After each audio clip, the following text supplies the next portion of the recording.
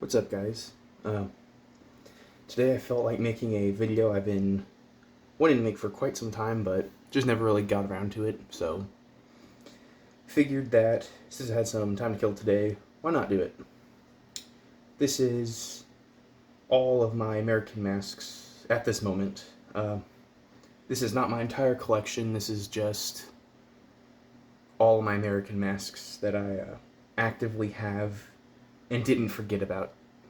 Fairly certain I probably have one or two more I forgot about that's lost right now, but or at least put away, but I don't know, this is the majority that I have displayed most of the time, so figured I would, like I said, make a video about it.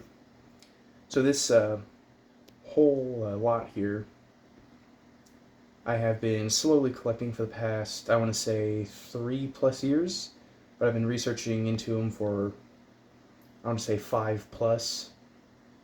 No, 6+, because I started actually researching during COVID, but that's beside the point. Oldest stuff I have here starts from around 1938 to 2009. So I figured, well, I'll just go and get into it, I guess. Kind of awkward again here, but oldest item I have right here is my M4 horse gas mask bag. Unfortunately, this does not have the actual mask, it's just the bag. I think these were used from late 1930s to early war, World War II, and was replaced by the M5. Dang, that's loud. Next I have this M1A211 Civilian Defense Corps gas mask. I think it's from 1941, I could be mistaken. I have this early 1942 M2A29A14A1 that I'm actually actively refurbishing. Filter's pretty crusty. Got a large dent on the side, but trying to find a carrier for it right now. Have one on my eBay cart. Just trying to see if I can find a better one for it, because well, it was pretty nasty. This is actually the same one I unboxed on camera after I cleaned it up a good bit, so it looks way, way nicer now. Next is a mid-1942 M3A1 Army diaphragm gas mask. It's a little crusty, and actually this whole front assembly actually pops out. I'm not going to do it here because it's kind of weird to put back in, but it does. Actually, it stinks real bad, but it cleaned up pretty well, and I'm just going to leave that for now until I have the actual stuff at hand to repair it. I just don't have it right now. I come around here. Next is this late 1942 M2A29A14A1, which is almost mint, actually. Actually has a pre-war M4 carrier, so he has no text other than US and size universal with the Chemical Corps insignia right there.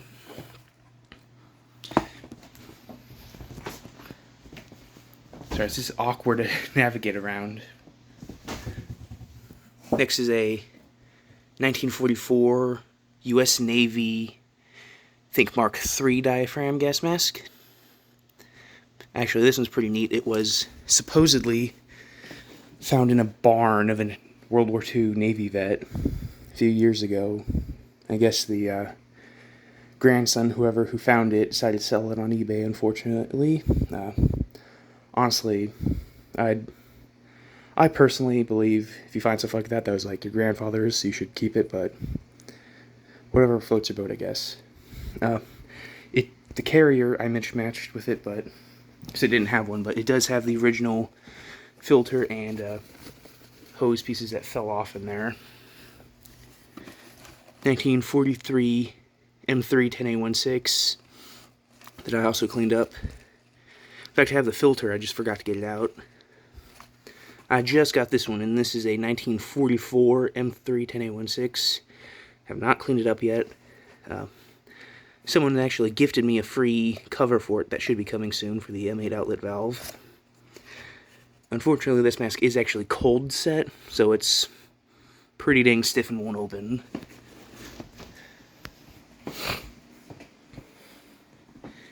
Next up here, this is actually my oldest mask. It's just, well, it was a 1940 M2A1, but it was converted into an M4 during 1945, or in 1945, my mistake. Which, this mask was actually issued in the 1950s to a soldier who was in, I think it was White Sands Proof Center. I think that's what it's called, in the 1950s, wherever they tested the atomic bombs during World War II, just, again, post-war. So I have it mostly in a World War II era configuration, but a buddy of mine I bought this from had it in a 1950s conversion, or not conversion, configuration. I just have it with kit I have available, so empty M5 ointment tin, that air spray M1, was it M1 eye shields? Yeah. Then 2 cover protective individuals, I believe from 1944, if I'm not mistaken. Next is, I think, a 1951. Yeah, 1951 Firestone M9. Then actually, I opened this. This was a 1951 M9A1. In fact, that's the tin it was in right there. See, they had same tins they packed these in. After they stopped making the M9s, they continued using them for the M9A1. They just painted over the old designation and put M9A1 on it. Then right next to that is my factory sealed M9A1 that I left sealed. Not much to say about it. Just factory sealed. Then I have a, I believe, M3 or M4 TAPS hood. Haven't really done anything with it yet. I cleaned it up a bit, but whatever, I just have it. So if I ever need to make a impression using it, I can. Now, I like all the World War II stuff a lot, but this is where my favorite bits of collecting come in, which is the M17 series. This is a January 1962 MSA M17. It's actually a 1961 dated oral nasal cup, which is less common, which is pretty cool. Actually, the carrier is first pattern. You can see it has the backward strap. Not everyone actually knows about that, but that is one thing to look after, is the backward strap instead of front facing. See, forward, backward. Actually, in this carrier, which I got separate of the mask, I also found these, I think, 1960s, 1970s era BCGs in there, which is pretty cool. Then I have my 1962 Firestone M17 with a, I think it was a 2013 contract, or 2013 stock number hood, which is pretty early, so not too rare, but less common. See, it still has the metal clamp with the zipper, meaning it's not quite to the standard issue with the later ones, like the leather strap with zipper. But this one actually has a really cool stenciling on the side, which I really like a lot. 106 it says. Nothing under the hood, unfortunately. I have taken it apart and looked at it, but there's nothing else under it.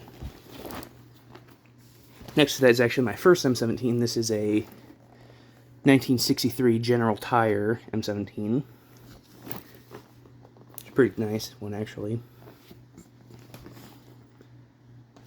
Right next to it is a 1963 Firestone M17 with another earlier 2013 contract hood, again with the metal clip right here. Also has a 1969 dated M13 decon kit. These are my only 2 ABC M17s actively. I need to find a better one, because this is my only opened one. As you can see, it's pretty messed up. This one is dated, let's see, 1966. Now, there's some confusion in the collecting community about these. The only difference between an M17 and ABC M17 is an M17 is produced pre-October 1963. In October 1963, I think like the third week or something like that, they changed the designation. So if it's stated post 1963 or October 1963, it's an ABC M17. If it's not, it's a M17. Next up is this 1965 dated factory sealed ABC M17. Actually, I got this for free.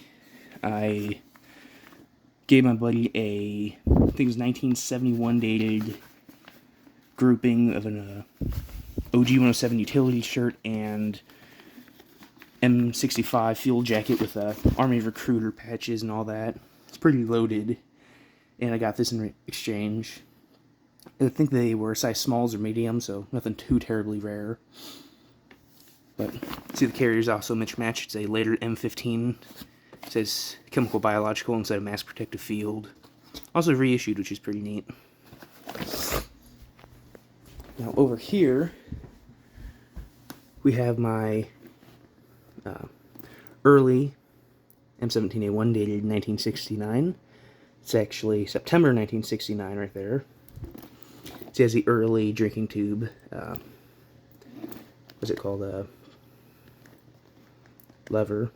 It says metal and has a screw in the front. And it's kind of a weird shape compared to the normal version, or later versions, I should say. Has a November 1969 M13 decon kit right there with it.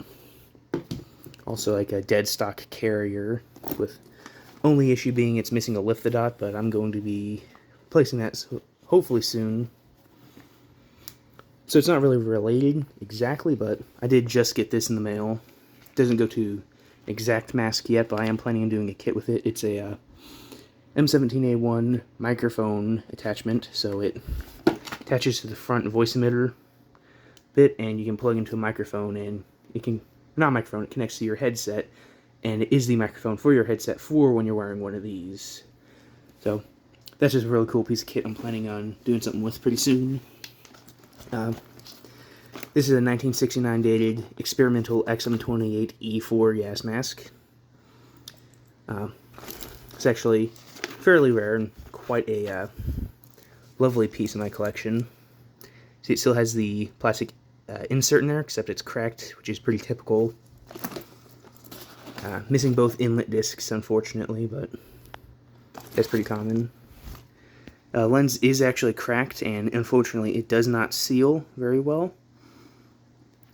But it is what it is, I guess. I got it for a pretty decent deal, and I'm not going to complain too terribly much since, you know, I didn't pay what 95% of collectors usually pay nowadays for them, which is very lovely.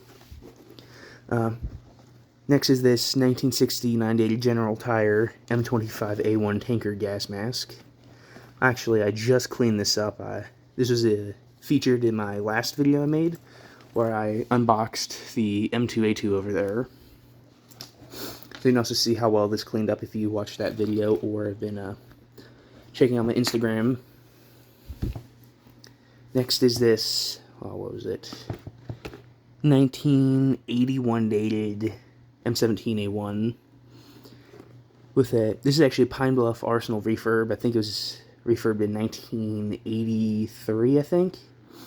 Could be mistaken. I'm not going to pull back the hood and look right now, but it does have a earlier outlet valve cover. When they did refurb it, they probably just replaced it with a older stock one they had available at the time.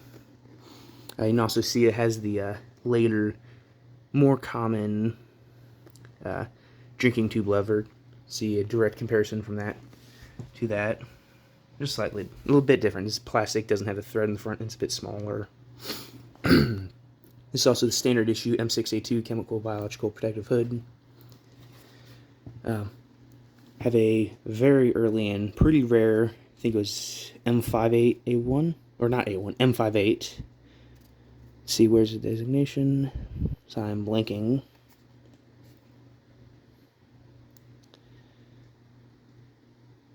Oh, right, yeah, M58, right there. It's dated 1977. And what's actually pretty cool about this is, if I can open it, it was actually converted from an M58 training aid to a M58A1. As you can see, they pulled out the needle and replaced it with the decon wipes instead of the vials, which is pretty cool. Close that back up here so I don't get lost. This is my first ever M17A1, dated 1982. Nothing too terribly special about the mask itself, except for the hood, which is actually a very early 2011 contract hood. See, it does not have the zipper, and it has the, if I can get it out here, it also has the metal slide adjuster, which is pretty neat. They're pretty rare, but they're not, like, too terribly expensive for what they are. I mean, you can find them for pretty cheap, but when someone has them and knows exactly what they are, they can, they can cost a pretty penny. I almost fell over there. This is a 1983 dated M58A1. You can see it's a later issue black one instead of blue. It also has the wipes in there. I have to sit down here so I don't almost fall over again. This is actually 1971 dated.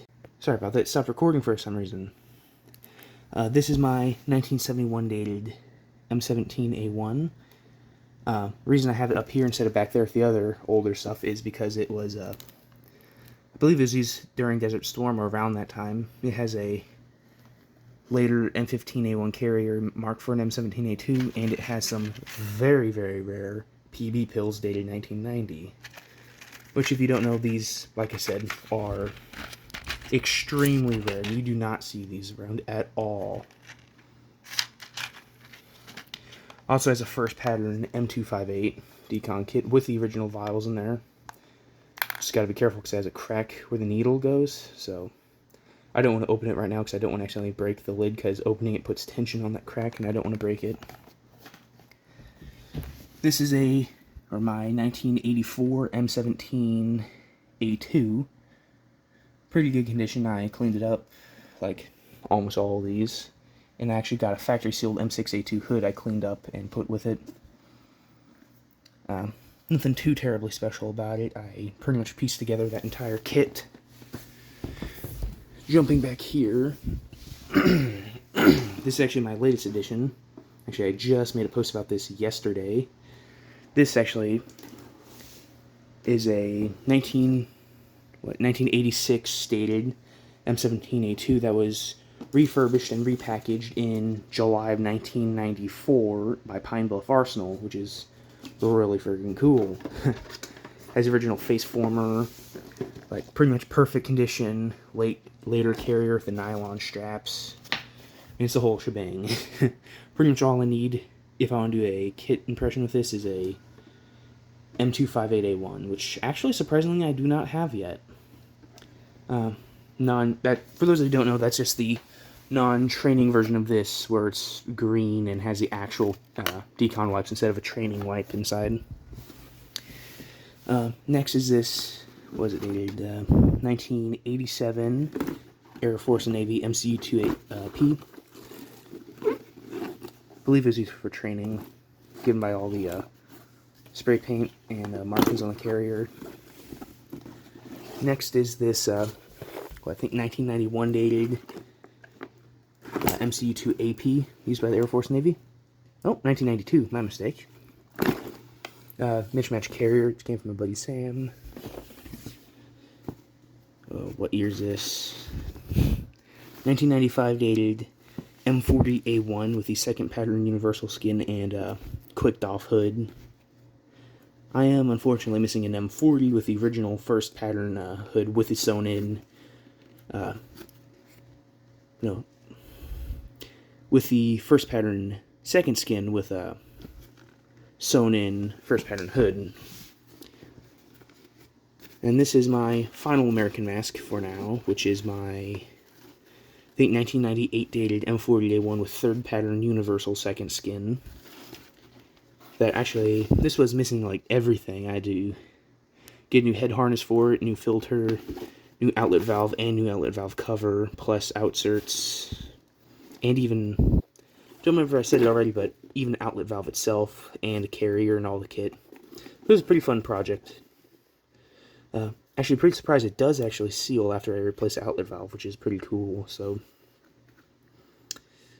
yeah. But that is all of my American masks at this moment.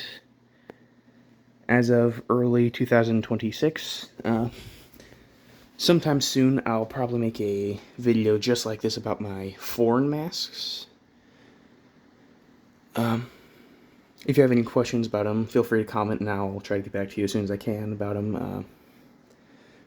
Most of these I got off of eBay or at local surplus stores or random shops where you could find random stuff for good prices. So pretty happy with my collection so far. Well, not even pretty happy. I'm very happy with it so far for only like 3 or so years of collecting. This is pretty good, I'd say. Pretty soon, like I said, I'll make that foreign mask collection video. But till then, I hope you enjoyed this video, and if you want to see more of these, just feel free to follow me on Facebook or Instagram, where you can see pretty much all of these posted on there. I think I have like 60-75% of these posted as of this moment, but I'll be posting the rest of them hopefully soon.